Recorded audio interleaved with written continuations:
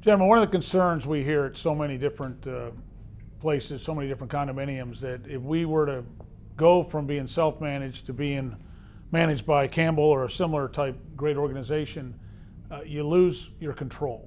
You lose the ability to make those decisions that are important to you, important to your board, important to all your residents.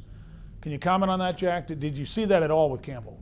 No, and after running things for a number of years, you don't want all of that control, because a lot of decision making that we were making is areas we shouldn't be making decisions in. So we didn't lose any control, but we were taught that, you know, these are just things that happen. No control loss whatsoever.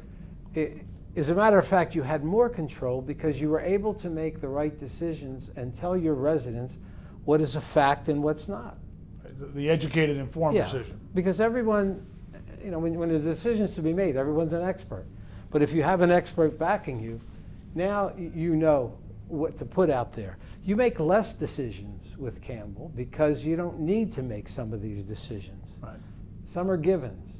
The best practices are out there. So no loss of control at all. Awesome. Nick? See, for us, it wasn't a conversation about loss of control, but loss of identity.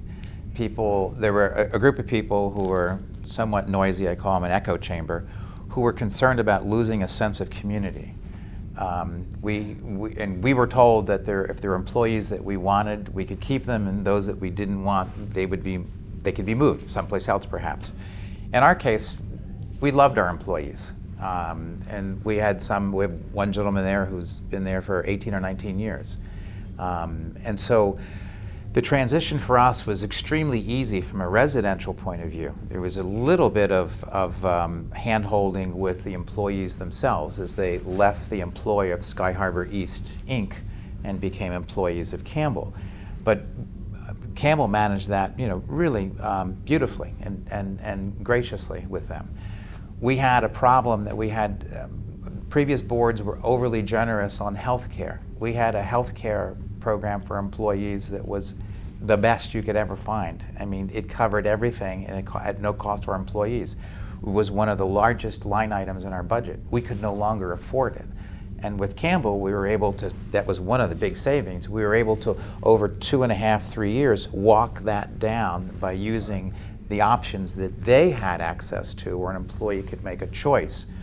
We were only able to give one plan. Campbell has a menu in which the employee can choose. So we had that. So we lost none of the sense of community whatsoever. And in fact, we're able to provide better services, which in many ways, one would say, we've enhanced the sense of community. So much like you have said, Jack.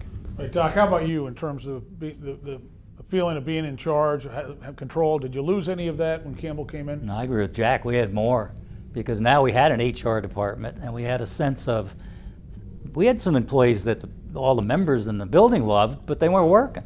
Right. And it's like the one poor guy, I mean, everybody loved him, but he couldn't do it.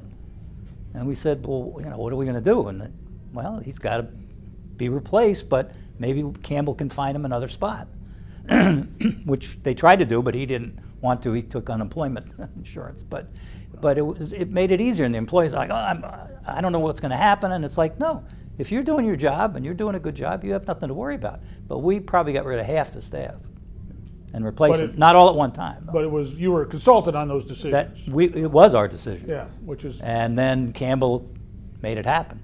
And if they wanted to be placed somewhere else where they maybe could do the job without physical things, but the people in the building sort of got it after a while, because I had people come up to me and go, oh, I can't believe you did that.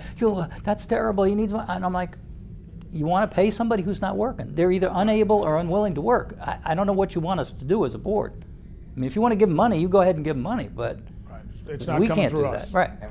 And so both Nick and Doc mentioned that about the employees. You want to comment on the employees, Jack, during the transition? Think with having Campbell and the pool they draw from, you get people who want to work, that need to work.